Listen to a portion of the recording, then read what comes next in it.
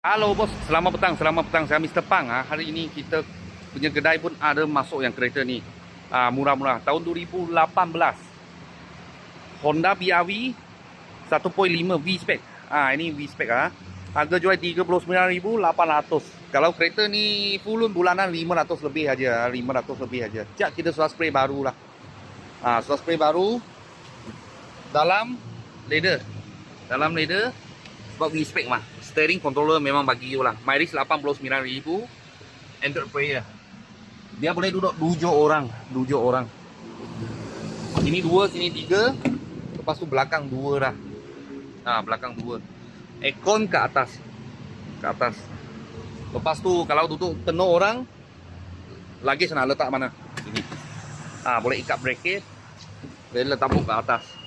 Belakang macam ni. Sebab dia kereta sebiji pendek-pendek punya SUV lah. Dia tak panjang sangat. Sisi kecil, jimat minyak. Tapi dia boleh bawa 7 orang. Kalau tak ada bawa barang, belakang punya itu seat boleh lipat. Boleh letak lagi banyak punya barang lah. Okey, tahun 2018. Honda BRV ya. Honda BRV V-Spec. Harga jual 39,800. Harga cash. Kalau full bulanan 500 lebih aja. Boleh tapak yang kereta ni.